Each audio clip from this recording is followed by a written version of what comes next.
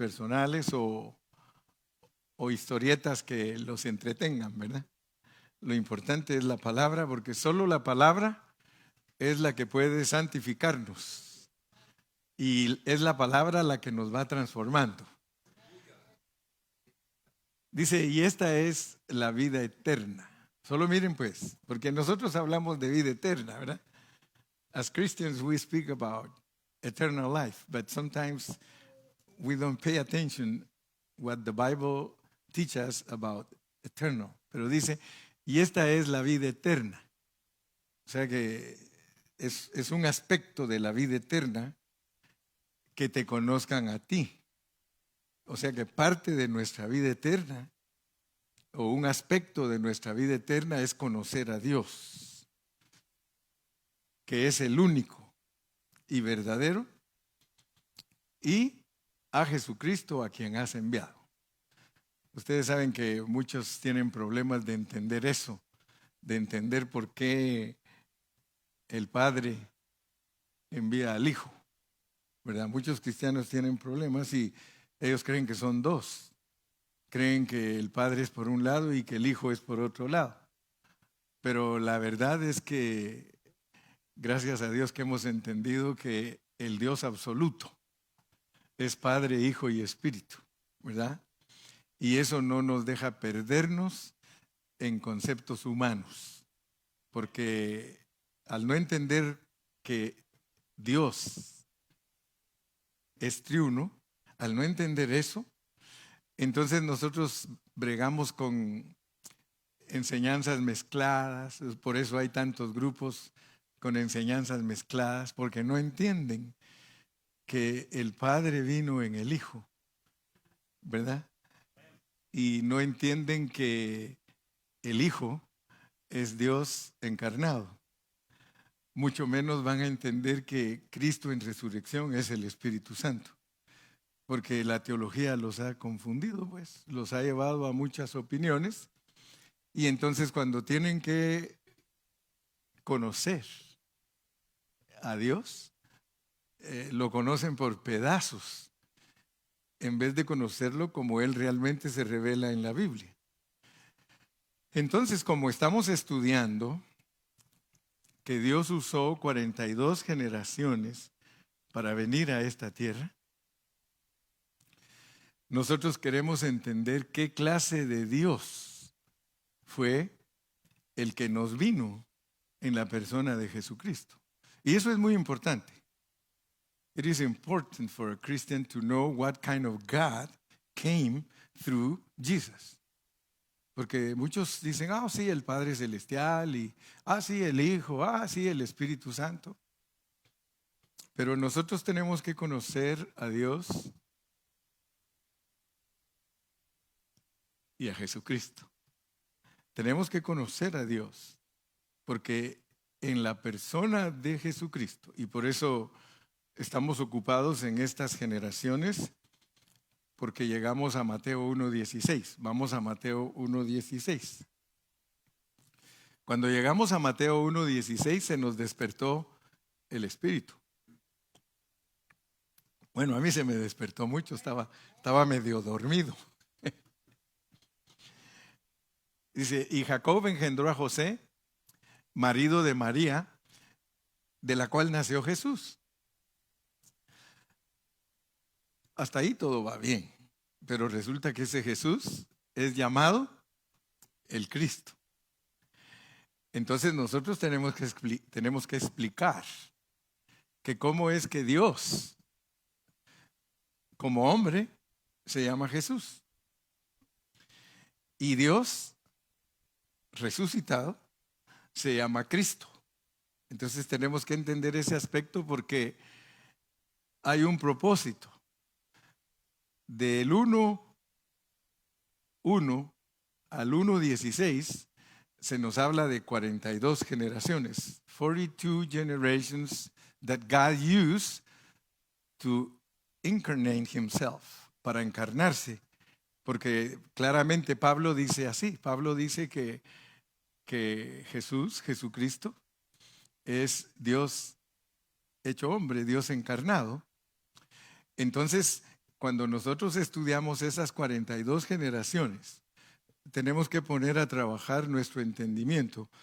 Porque a veces nosotros nos reunimos y estudiamos la Biblia, pero no funciona nuestro espíritu, no estamos ejercitándolo. Pero cuando lo ejercitamos, nosotros somos muy bendecidos. Nosotros somos ministrados cuando ejercitamos nuestro espíritu, porque entonces alcanzamos a ver que Dios viajó, Y eso es profundo, porque la Biblia dice que es una simiente. Y si usted investiga lo que es una simiente es un esperma. Muchos no, por eso les digo, no es nada más de ir a la iglesia y de sentarse y a escuchar, no, es de ejercitarnos, es de ponernos a pensar, porque Dios viajó en los lomos de gente civil, de reyes y de gente despreciable. Aún 4 de sus abuelitas tenían mala reputación, o sea que tenemos que entender la realidad de cómo es que nos vino Dios a nosotros, porque está escrito en la palabra y hay que entenderlo, porque hay que conocerlo por muchas razones. Al grado de que al estudiar la Biblia yo he llegado a ciertos, hace poquito le decía a un hermano, mira hermano, es que lo que yo predico, le digo, es el resultado de 60 años de estudiar.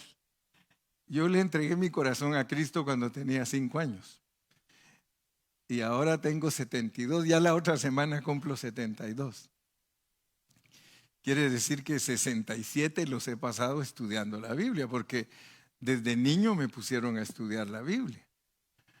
Pero nunca me conformé, nunca estuve contento yo con ser un cristiano tradicional y de todo probé. Yo puedo decir que fui bautista, que fui pentecostal, de todo lo que usted quiera. Pero llega un momento que uno se da cuenta que todos esos nombres que uno adquiere en el camino son distracciones a veces que no lo dejan ver toda la realidad que Dios tiene para revelarnos. Entonces, Dios viajó, porque es importante que usted sepa qué clase de Dios le llegó a usted a través de Jesucristo, porque usted tiene ahora a ese Dios que viajó, ahora lo tiene usted adentro. O sea que es importantísimo entender ese proceso por medio del cual pasó Dios para entrar en nosotros. Porque muchos hablan de Dios y si usted le pregunta, ¿a quién tienes tú adentro? Ah, pues al Espíritu Santo. ¿Solo a Él? La Biblia revela que tú tienes adentro al Padre y al Hijo por el Espíritu. Porque si tú me dices que solo tienes el Espíritu, yo te lo acepto, pero no estás muy exacto. Muy estrecho en tu revelación. Tienes que ser un poco amplio en tu revelación, no un poco, mucho. Entonces tenemos que entender qué clase de Dios entró en nosotros, porque de lo contrario, solo vamos a ser religiosos. Y a veces hasta nos van a dar ganas de persignarnos, porque yo me recuerdo que cuando jugábamos en la liga de fútbol, Kilmar se rió porque él sabe que algunos de los hermanos que ya eran cristianos pasaban tocando el zacate y se hacían... Porque uno se acostumbra a ser religioso si no tiene cuidado. Pero gracias a Dios que los que estamos aquí no somos religiosos. ¿Verdad que usted es un cristiano genuino? Que usted sabe que Cristo no es religión. Entonces, imagínense pues que Dios viajó y venía en los lomos, porque dice Pablo, si quieren verlo conmigo, ahí está en Romanos 9:5. Romanos 9:5 nos dice que Dios viajó en los lomos de los patriarcas y todo. Vamos a ver Romanos 9:5. El último día no me podían poner el texto y era Aarón el que estaba encargado. Y le digo, ¿qué pasó, mijo? Estaba en time out, me dijo. No sé qué estaba haciendo. Pero mire, Mire, dice que de los israelitas, de quienes son los patriarcas de los israelitas, y de los cuales según la carne, vino Cristo. Lo que le estoy explicando, vino Cristo, el cual es Dios. Ahí le estoy explicando con ese versículo que Él viajó en los lomos de los patriarcas, de hombres. Por eso estudiamos 42 generaciones que nos enseñan que Él participó de carne y sangre. Leámoslo en Hebreos 2:14. Dice que Él es Dios, viniendo como hombre, pero es Dios. Y luego dice Hebreos 2:14, mire lo que dice. Así que por cuanto los hijos, nosotros, participamos de carne y sangre, Él también participó de lo mismo.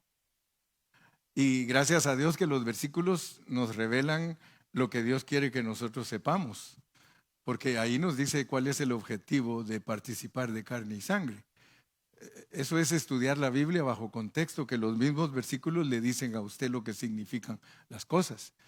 Por ejemplo, le dice que el Señor tomó carne y sangre, ¿y para qué lo hizo? Para destruir por medio de la muerte. Lo cual significa entonces que tomar carne y sangre es para morirse. Y claro, al morirnos, nosotros destruimos al diablo. ¿Por qué? Porque vamos a resucitar. Pero si solo alcanzamos a ver cierto aspecto de la muerte, puede que nos quedemos siempre todavía patinando en el lodo. Cuando se habla de la muerte, cuando se habla de la resurrección, ustedes tienen que saber, yo tengo que saber, que hay que participar aquí. Mire, esto es como decía un hermano, esto es cardíaco, ¿verdad? Que usted se tiene que morir antes de morirse. Y que usted tiene que resucitar antes de resucitar. Eso es tremendo.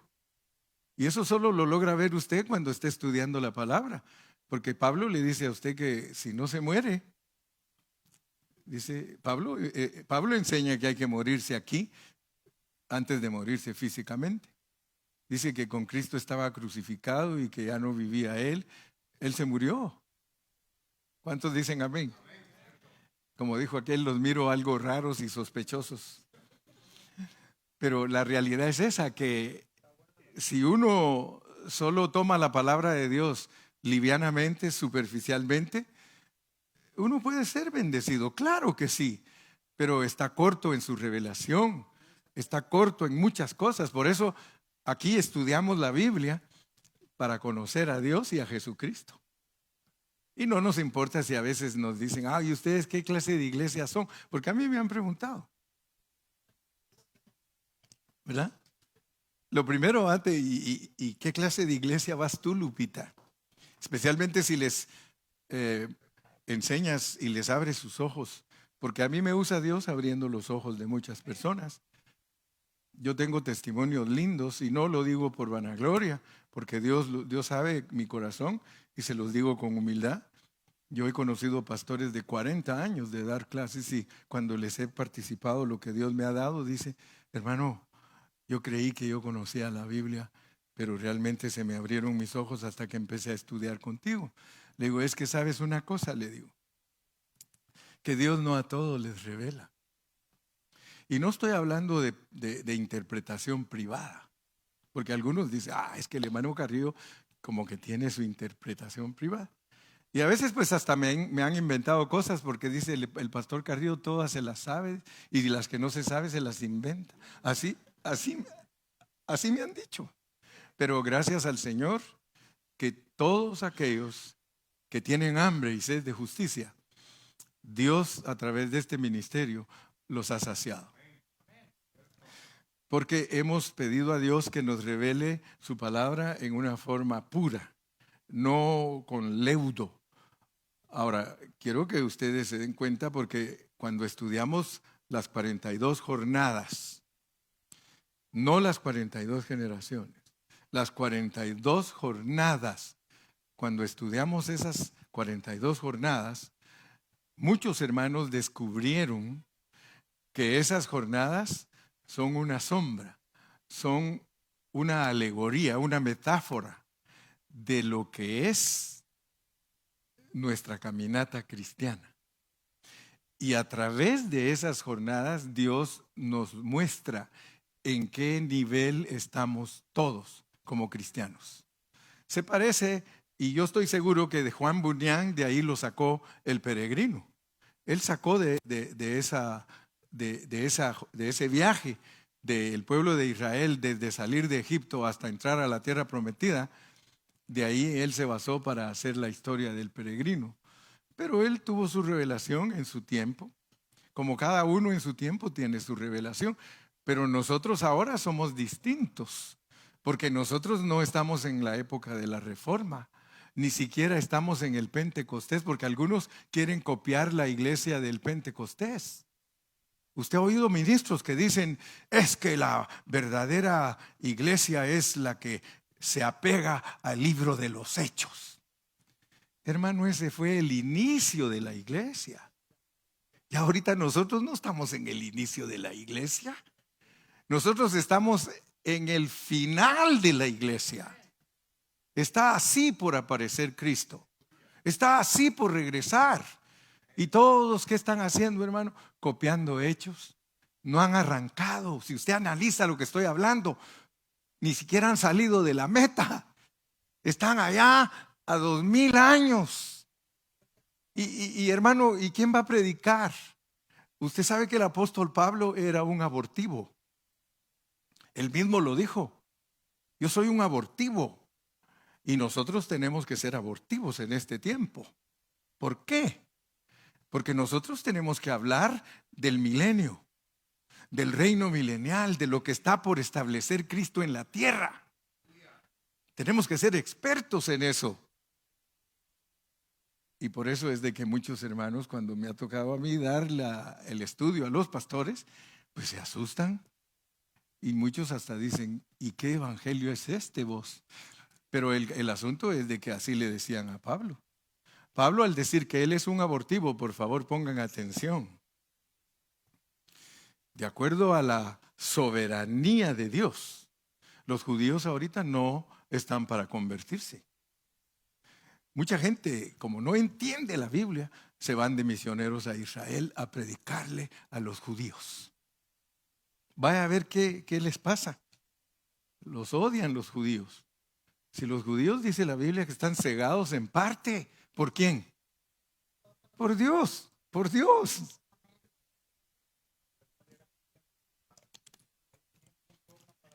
Por eso fue que Pablo dijo, yo soy un abortivo.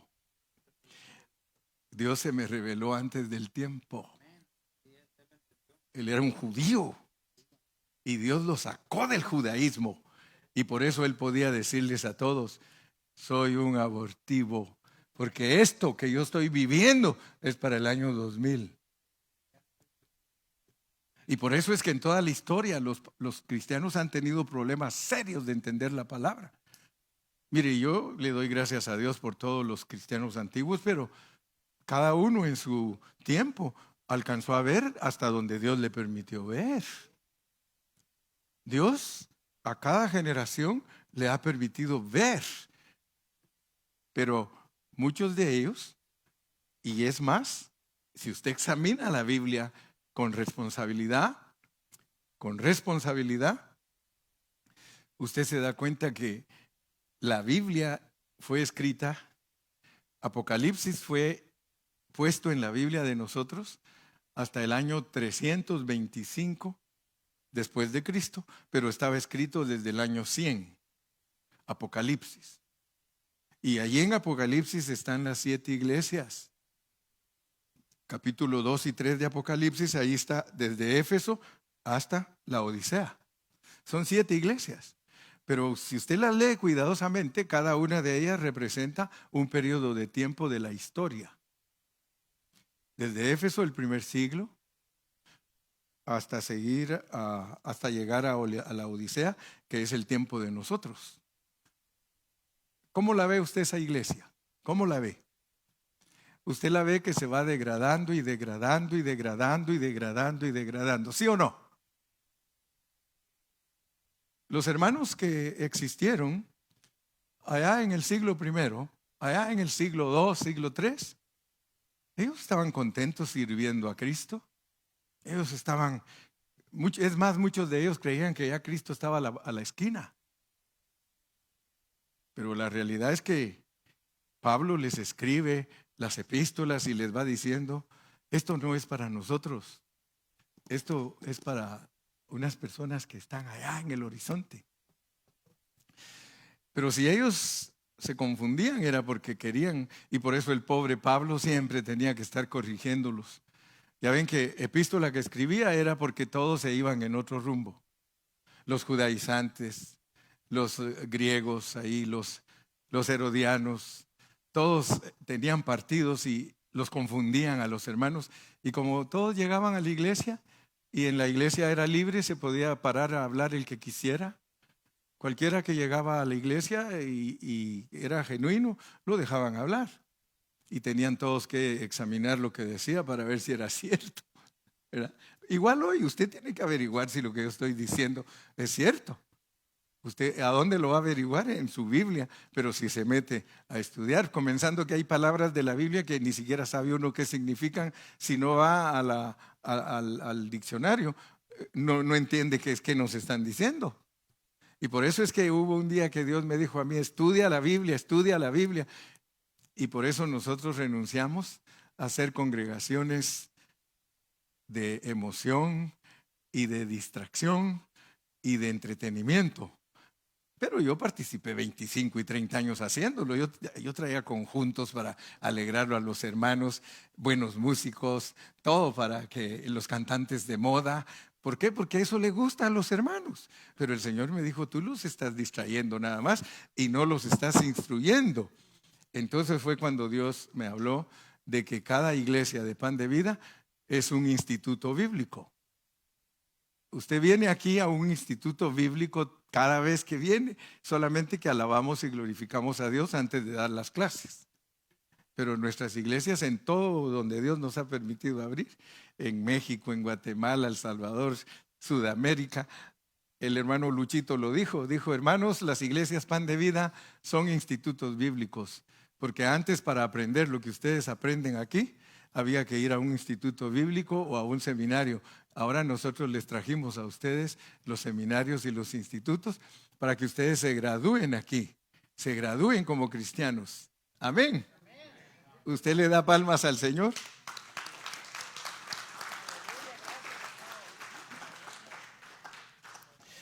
Bueno, el hermano Carrillo dice que el viernes predica corto porque hoy es viernes y el cuerpo lo sabe, ¿verdad?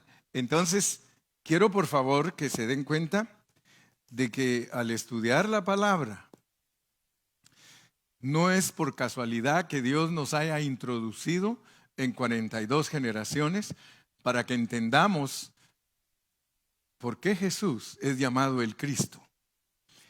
Entonces, llegó un momento que terminamos de hablar de las generaciones y Dios nos introdujo a la necesidad de entender qué clase de Dios nos vino a través de Jesús, porque es el Cristo. Y entonces nos pusimos a estudiar para ver cada una de las cosas que le pertenecen a Dios. Y estudiamos 29 cosas que le corresponden a Dios, al Padre Celestial. Y gracias a Dios que ya pasamos una por una. Hablamos de 29 cosas que están escritas en el Nuevo Testamento en palabras simples, que no necesitan interpretación. Por ejemplo, hay cosas de Dios que no necesitan interpretación. Él es la fuente de todo. Él es el Padre, el Hijo y el Espíritu. Él es el Padre de gloria, Él es el Padre de los espíritus, Él es el Alfa y la Omega, Él es el arquitecto y constructor de la Nueva Jerusalén. Estudiamos todas las cosas que no necesitan interpretación, sino que están escritas en palabras simples, y encontramos que el Nuevo Testamento tiene 29 cosas que nos ayudan a identificar a el Dios que vino a través de Jesucristo. Después de eso estudiamos 10 cosas que le pertenecen a Dios, pero que están en el Nuevo Testamento, pero en parábolas. Y ahí entendimos que Él es el hombre que le hizo una fiesta de bodas a su hijo, el rey que le hizo una fiesta también a su hijo. Aprendimos que también Dios es el juez injusto. Y cuando tocamos pasajes así, la gente se queda con los ojos cuadrados, porque imagínense que a mí me ha tocado explicar lo que es la justicia de Dios y lo que es la injusticia de Dios. Pero muchos no saben explicar esas cosas, porque luego dicen, ¿cómo que Dios es injusto? Pues Lucas 18 dice que Él era un juez injusto y que una viuda, que es la iglesia, que su marido se le murió y se fue, que le llega a pedir que le haga justicia. Y dice que no quería hacerle justicia. Y si ustedes leen detenidamente, dice desde el primer versículo, mirad el juez injusto. Leámoslo para que vean que no es fácil predicar. Lucas 18. Lucas 18. Para hablar un poquito, pues que hay cosas que a veces las hemos leído, pero no las sabemos ni explicar ni entender. Lucas 18. También les refirió Jesús una parábola sobre la necesidad de orar siempre y no desmayar. Fíjense pues, cuando estudiamos esta parte, porque estoy hablando como en forma resumida de todo lo que ya hemos visto para poder seguir hacia adelante. Porque a veces yo siento que algunos de ustedes, como se pierden los mensajes de la semana, les va a costar entender lo que sigue. Pero gloria a Dios porque una hermana que conozco y como dice la hermana Alba que está por aquí, se conectó esta semana y puso amén, hermano pastor. Y eso es bueno, porque cuando se conectan van a aprender más. También les refirió Jesús una parábola sobre la necesidad de orar siempre y no desmayar. Fíjense cómo es Dios respecto a nuestra oración. Respecto a nuestra forma de orar, miren cómo es Dios, porque es posible que si no lo conocemos en este aspecto, nosotros suframos mucho.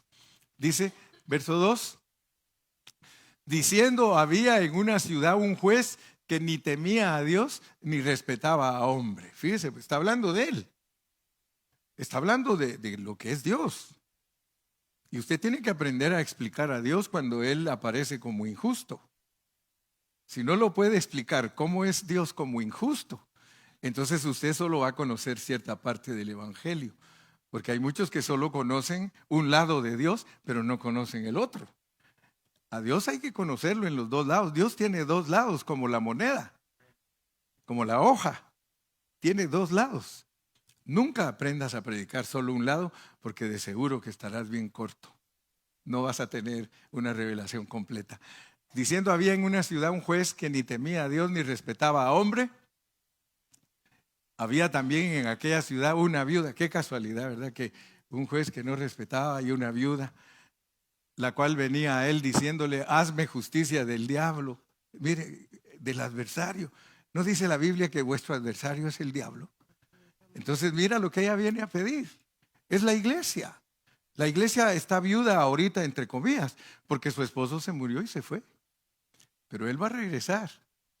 Amén. Pero mientras regresa, mira que te dice, hay necesidad de que ores porque eres una viuda y yo voy a actuar contigo como un juez que no tengo temor, que no me importa lo que piensen de mí. Dígame usted si no hay cristianos que tienen años de orar por lo mismo y no les ha contestado Dios. Amén. Pero Él quiere que sepas que va a llegar un momento que te va a contestar.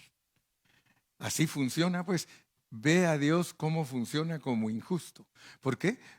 ¿Cuántos misioneros han matado? ¿Cuántos mártires han muerto por el Evangelio, hermano? Y aparentemente sin ninguna causa. ¿Pero por qué matan a los buenos? ¿Pero por qué Dios hace esto? ¿Por qué se mueren los niños? Pero pareciera como que Dios está de viaje, como les decía el profeta Elías a los que puso a orar, ¿no es cierto? ¿Será que vuestro Dios está de viaje? Dice.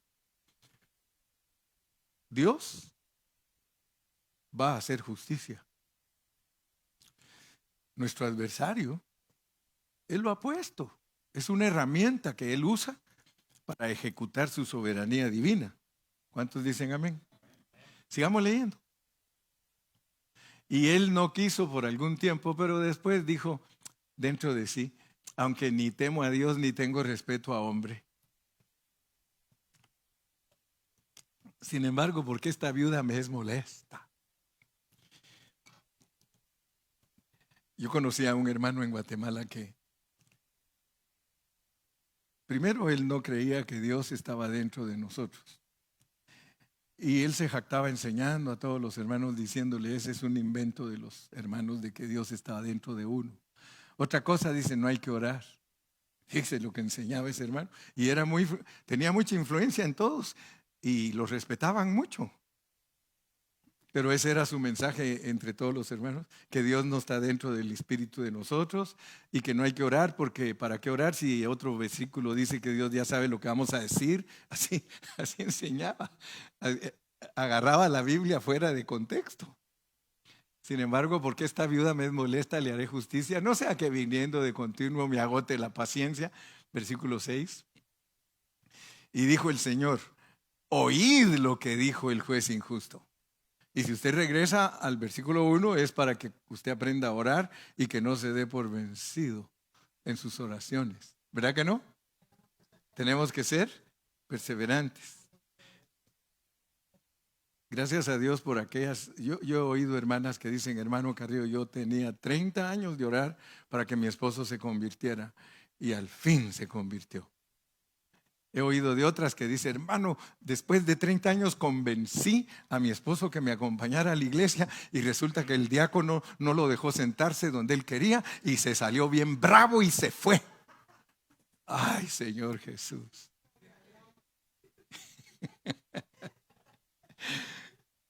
Pues siga orando.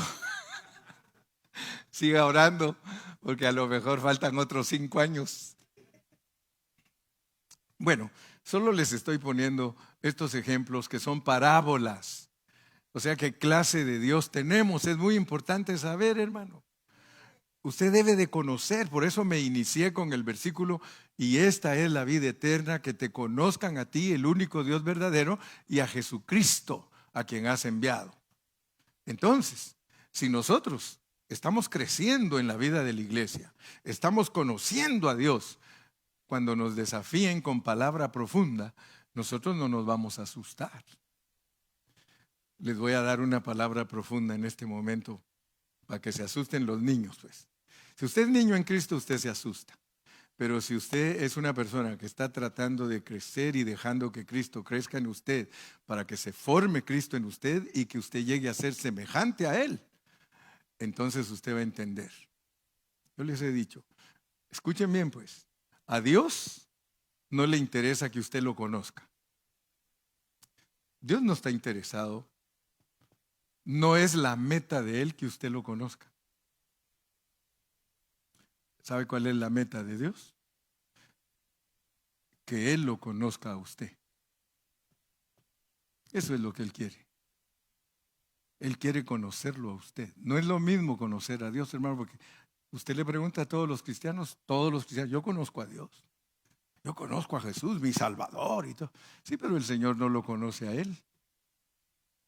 Y si Dios no te conoce a ti, discúlpame, pero no le estás colaborando en el propósito que Él tiene. Porque Él tiene un propósito. Mire, y no se asusten, pero cuando Dios nos juzgue a nosotros, dice la Biblia, no el hermano Carrillo, dice la Biblia que unos le van a decir, en tu nombre echamos fuera demonios.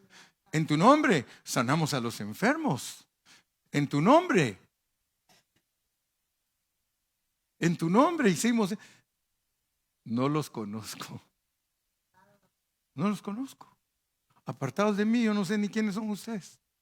Entonces, ¿qué es más importante? ¿El trabajo que hacemos diciendo que conocemos a Dios o que Dios nos conozca? Eso es lo importante. Entonces, por un lado, Él, cuando somos chiquitos, Él quiere que lo conozcamos. Pero ya cuando estamos grandes, Él no quiere que lo conozcamos. Él dice, quiero saber quiénes son mis hijos. Hermano, un bebecito debe de conocer a su papá porque si se van al supermercado o se van a la mall, se va a perder si no sabe quién es su papá. Pero ya grandote el papá no se preocupa. ¿Y qué pasó con mi hijo que andaba con nosotros? Al ratito nos encuentra. Y luego dice, ya viene. Ya lo conozco. Es diferente. Entonces, hermanos, en esta noche, para no hacerlo más largo, porque tampoco es mi intención detenerlos en una vigilia, sino que entendamos pues que si queremos ser bendecidos a través de las 42 generaciones, nosotros tenemos que saber qué clase de Dios nos vino con el Señor Jesucristo.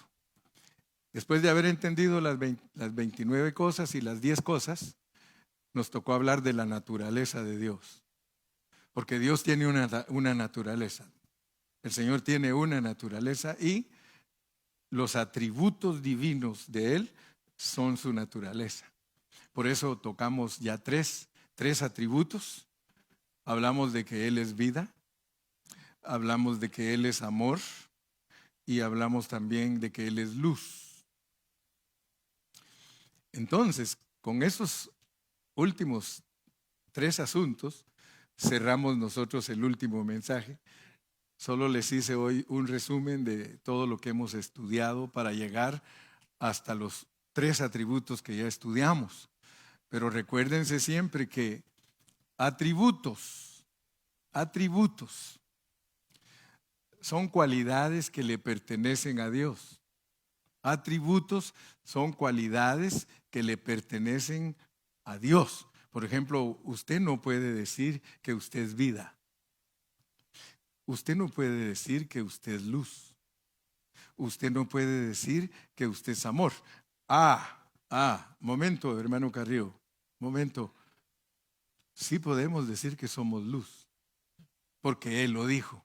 Vosotros sois la luz del mundo. Pero mire pues, pero nosotros, como dijo aquel, personalmente en persona, nosotros no podemos decir a alguien, yo soy la luz. Ese es un atributo de Dios. Pero como Dios lo dijo, ustedes son la luz, entonces Él está diciendo, si ustedes me experimentan a mí, ustedes pueden alumbrar también. Entonces mi atributo se vuelve en ustedes una virtud. Ahí me aprendí esa palabra que se hizo Lupita. A virtue. A virtue. ¿La dije bien ahora, mija? A virtue. O sea que nosotros tenemos virtudes y Dios tiene atributos. Y Dios quiere, mire tan sencillo que es. Dios quiere que tú le prestes tus virtudes para que Él pueda expresar sus atributos. Es todo. Esa es la esencia de ser cristianos. Que Él use nuestras vidas. Por eso, si tú de repente sueltas amor genuino, no es propio de ti. Estás prestando tus virtudes al que es verdadero, el que es amor. Y ese atributo del amor a mí me impresionó mucho, muchísimo. Me impresionó porque tú no puedes decir yo soy amor. No podemos. Si nosotros a veces, aunque no nos hagan nada, no amamos. Si alguien nos cae mal, no, yo conozco un hermano que cuando a alguien no le cae bien, dice, me cae gordo. Y ni le ha hecho nada. Le digo, ¿te ha hecho algo ese hermano? No, pero me cae gordo. Imagínense. Nosotros no podemos ser amor. Y le doy gracias a Dios porque cuando nos tocó estudiar ese atributo de amor, Dios empezó a abrirnos más los ojos para conocerlo, porque ahí pudimos hablar y preguntarnos por qué Dios nos ama. Porque el atributo del amor es de Él. Pero ¿por qué es que Dios nos ama a nosotros, hermano? ¿Por qué nos ama? Y yo descubrí muchas cosas de Dios, hermano, que yo no las entendía. Antes yo no las entendía.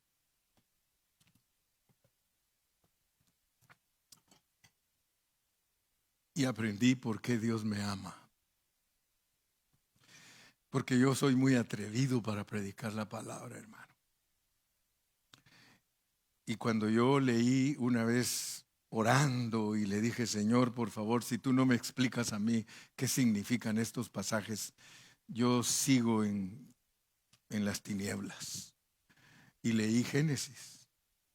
Yo leí Génesis 1 y solo leí los primeros 3 versículos. Y dice, en el principio creó Dios los cielos y la tierra. Y la tierra estaba desordenada y vacía, y las tinieblas estaban sobre la faz del abismo, y el Espíritu de Dios se movía sobre la faz de las aguas. Y dijo Dios, sea la luz, y fue la luz. Hermano, inmediatamente, como ya Dios me había explicado que Él nos ha creado, nos ha hecho y nos ha formado, entonces, hermano, Dios me abrió los ojos y me acordé de algo que aprendí desde hace años, pero hace años. Me acordé de los planos interpretativos de la Biblia que yo aprendí una vez leyendo un libro que escribió Cristóbal Colón, se llama Las profecías de Cristóbal Colón, y él habla de los 4 planos interpretativos de la palabra de Dios. Y después descubrí que no era una verdad que él recibió, sino que encontré que era una forma que tenían todos los cristianos para ver la escritura desde la época medieval. Pues ahí cerca de donde él existió, pues porque la época medieval, ¿verdad? Es desde allá de los tiempos antiguos, cuando ya se empezó a descubrir todas las otras tierras y todo, y que vinieron a ser colonias de los conquistadores. Pero lo que descubrí fue que en los planos interpretativos de la Biblia, el que más sobresalía era que la letra enseña los hechos, la moraleja enseña la moralidad, la anagogía enseña lo que uno debe desear y la alegoría dice lo que debes creer.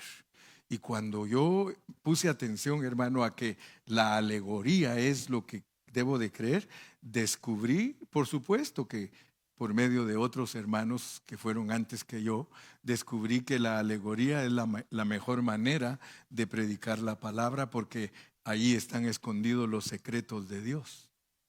Y entonces, hermano, fue cuando me atreví, les estoy diciendo lo que me atreví a decir, me atreví a decir que Dios, por decreto divino, crea, Él corrompe y Él restaura. Y el que me quiera decir a mí que estoy perdido en conceptos, yo le demuestro aquí que en el principio creó Dios los cielos y la tierra, Él creó todo. Luego dice que está desordenado y vacío, Él lo corrompe todo. Y luego dice, sea la luz, y fue la luz, y dijo que está bueno. Entonces, si la primera declaración que hay en la Biblia en alegoría respecto a nosotros decimos bingo, y nosotros decimos gracias, Señor, porque sabemos por qué nos amas. Mire por qué lo ama Dios a uno. Porque Dios, así como creó a los ángeles, las potestades, los principados, creó a la iglesia. Él creó a la iglesia. Póngame ahí el texto de oro de que Dios creó a la iglesia es que quiero dar bien la lección. Efesios 2:10. Fíjese pues. Porque si no, no va a entender usted que Dios creó al diablo perfecto y lo corrompe. Dios creó los cielos y la tierra perfectos y los corrompe, pero luego los restaura. Y a nosotros, mire, nosotros nos hizo hechura suya en Adán, porque dijo hagamos al hombre, pero creados en Cristo Jesús. You are a creation in Christ. You are a creation in Christ. Y eso no lo saben muchos cristianos que fueron creados en Cristo. No fuimos creados en Adán. Enseñar que nosotros fuimos creados en Adán es error. Nosotros fuimos creados en Cristo. Dele gloria a Dios, hermano. Ahora fíjese pues.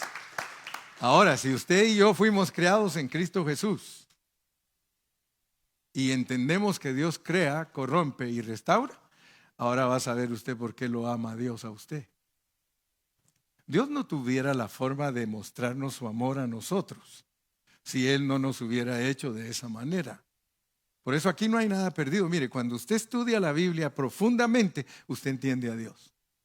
Dios lo ama a usted porque lo hizo primero su enemigo. Y Él es el que le dice a usted que ame a sus enemigos porque Él lo amó a usted siendo usted su enemigo. Pero Él fue el que lo hizo su enemigo.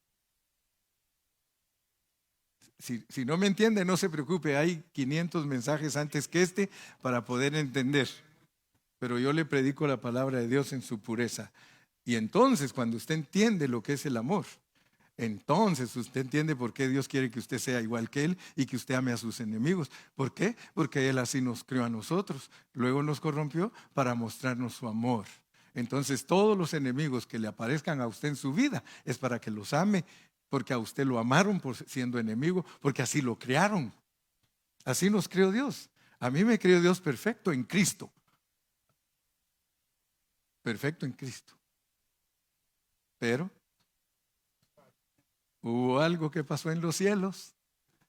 Hubo algo que pasó en los cielos. A mí nadie me puede decir que aquí se originó el pecado. Se originó en los cielos. De allá sacaron a don Sata. Allá se originó todo. Y ahora todos están caíditos. Ya terminé, pues, para que ya se sonrían. Si tienen alguna pregunta, pues hágansela a Gilmar. O a Ramón. No, gracias a Dios que Dios nos ha permitido estudiar la Biblia. Y Dios nos ha ido enseñando poco a poco, para poder ayudar a otros a entender. Cuando usted entiende todos estos secretos profundos de Dios, entonces usted cambia de vida. Totalmente, cambia de vida. Entonces entiende por qué Dios le dice a usted que ame a sus enemigos. Eric, you want to comment something?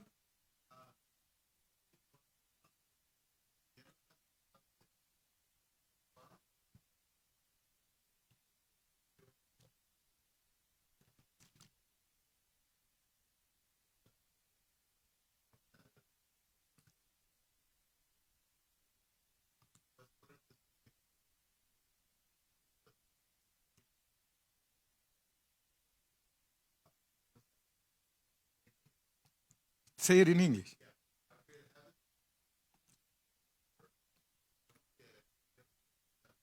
Sí.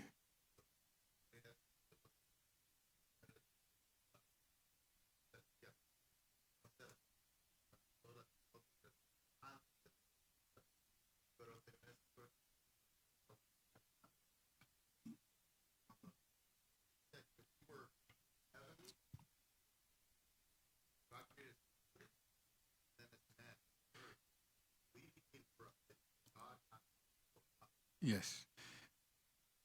If you can see that, because not too many Christians believe in their pre-existence.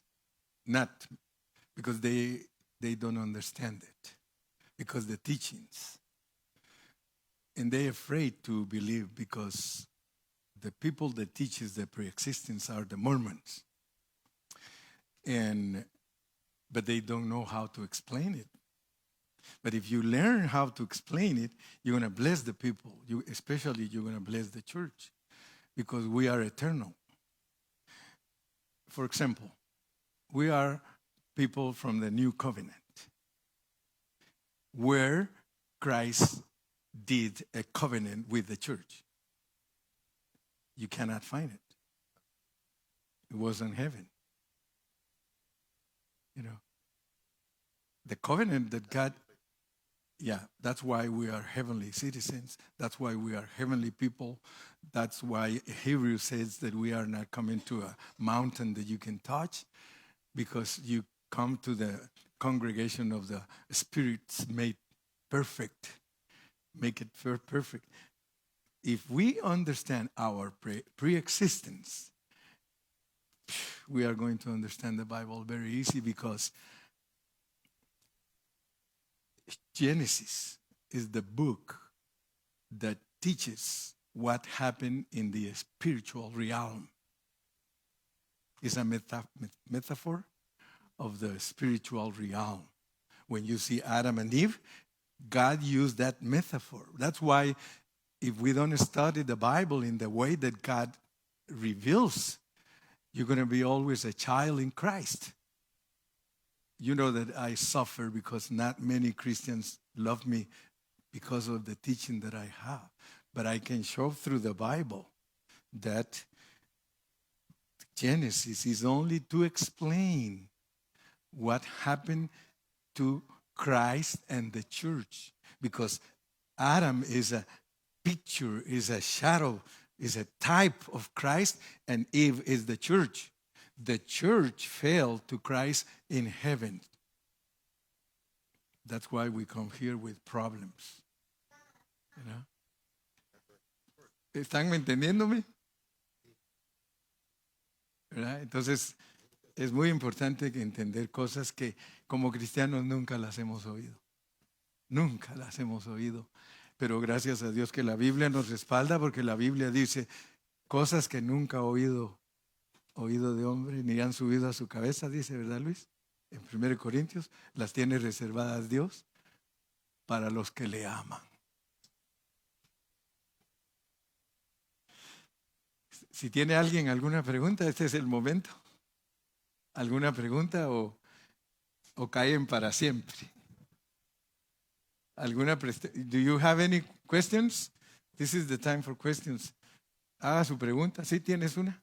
Más bien, pudiera explicar un poquito más acerca de que si Dios nos ama por ser sus enemigos o nos ama porque siendo sus enemigos nos muestra su amor y nos cambia la naturaleza de ser enemigos de Él. Fíjense que Dani quiere que yo le dé todas las respuestas. Quiere, no, pero denle un micrófono porque él está haciendo una pregunta dominguera. No, dale un teléfono, dale un micrófono para que todos oigan la pregunta que tiene el hermano Dani. Así entre todos le contestamos. Entre todos le contestamos. Porque nosotros tenemos que entender el amor de Dios, ¿verdad? Porque el amor de Dios es bien profundo. A ver, ¿cómo es tu pregunta? Pues. Amén. Es que cuando nosotros compartamos esto que usted nos acaba de decir, de que Dios nos hace sus enemigos y por eso nos ama.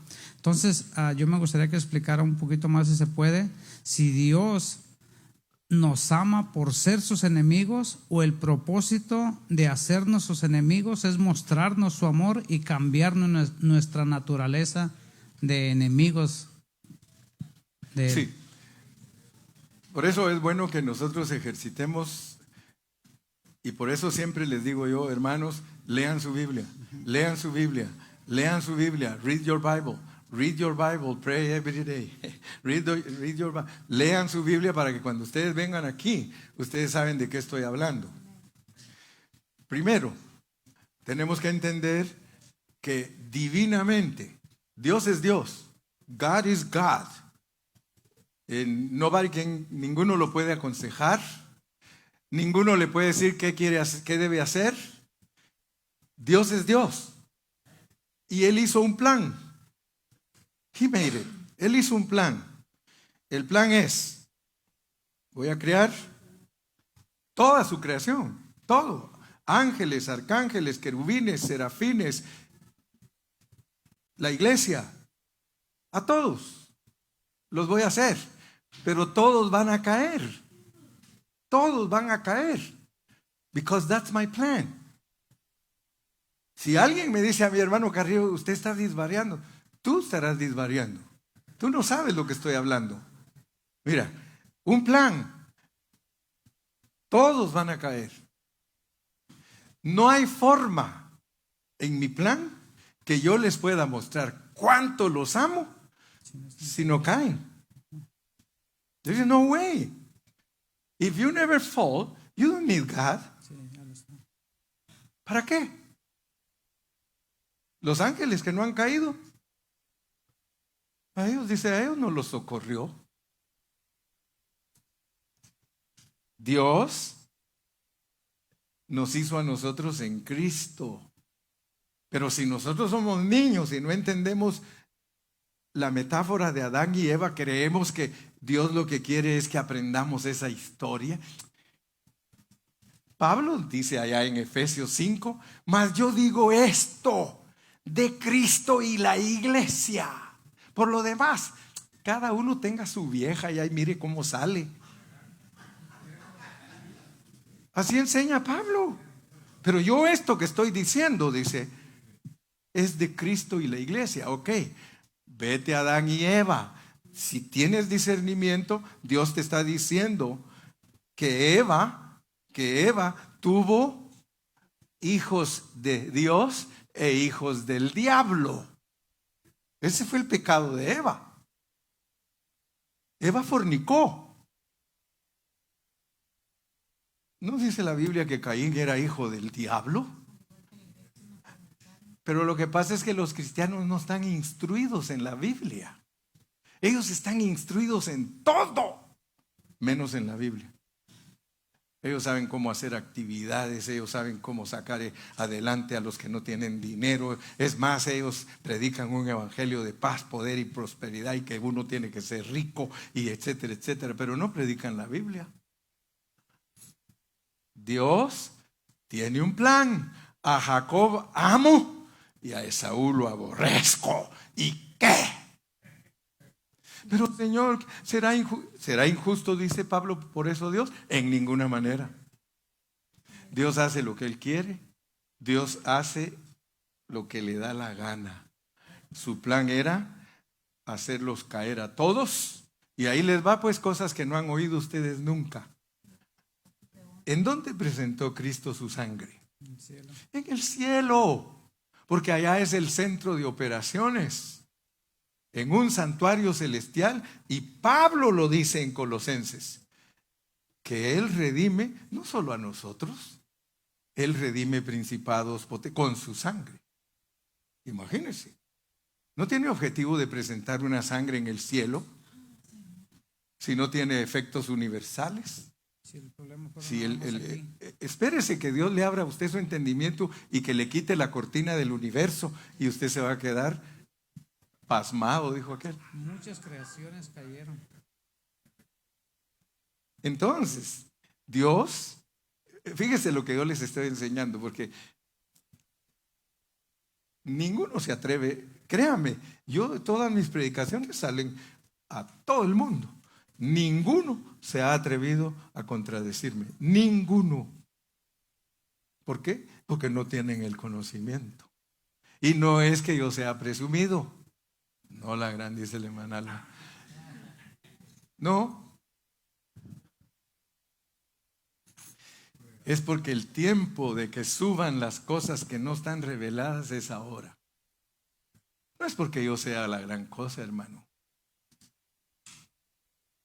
No es por eso. Es que tiene que haber una revelación que haga a la gente igual a Jesús. Estos mensajes, si alguien los capta, se va a volver igual a Jesús. Solo imagínense lo que les dije. Dios dice que ames a tus enemigos. Sí, esa es la base. Y eso lo dice en Mateo 5. Allí en Mateo 5 dice que ame a sus enemigos para que sea Dios su Padre. Si nosotros queremos ser verdaderos hijos de Dios, tenemos que amar a nuestros enemigos. Ahora eso de ahí nos mete a un rollo pero profundo. Porque yo me recuerdo que salió un hermano y dice, entonces quiere decir que yo tengo que amar al diablo. Mire, no, si usted, gracias a Dios que Dios me ha dado la instrucción para decirle, ven para acá, ven para acá. ¿Tú sabes lo que dijiste? ¿Que tú tienes que amar al diablo? Tal vez estás un poquito torcidito de teología, le digo, pero como que vas por el ritmo. Mira, lee bien tu Biblia. Lee a Jacob. Cuando Jacob, ¿se recuerdan ustedes que él llegó a reunirse con su hijo José? Dice la Biblia, no el hermano Gilberto, que se le quedó viendo a Faraón, que es tipo del diablo, y le dijo, Jehová te bendiga. ¿Qué quiere decir eso? Mire, bendecir. No vaya a creer usted que bendecir Postrarse. significa otra cosa más que hablar. Mire, bendecir es bien decir, hablar bien.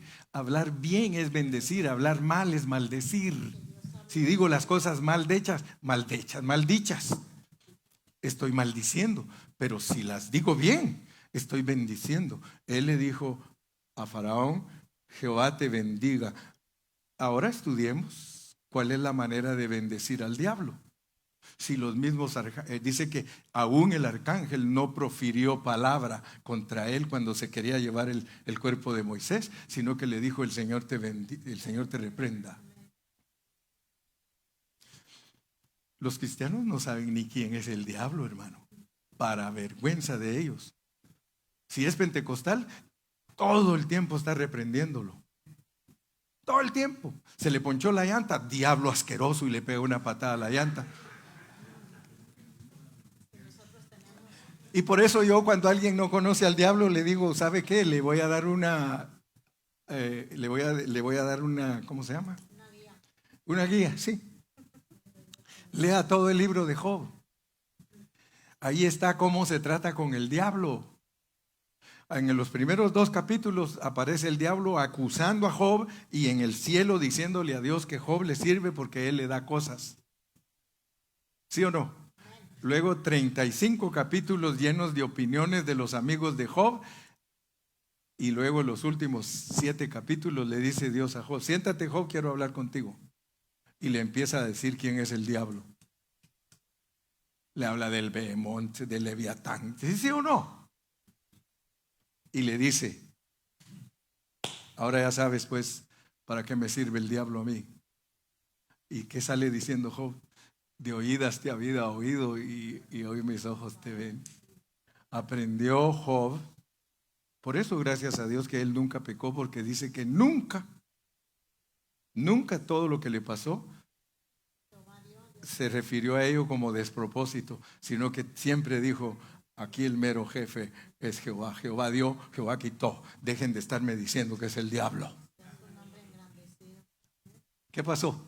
Triunfante. Padre, gracias en esta noche porque nos has ayudado, Señor, a disertar tu palabra, a estudiarla, a buscarla, como dice tu palabra.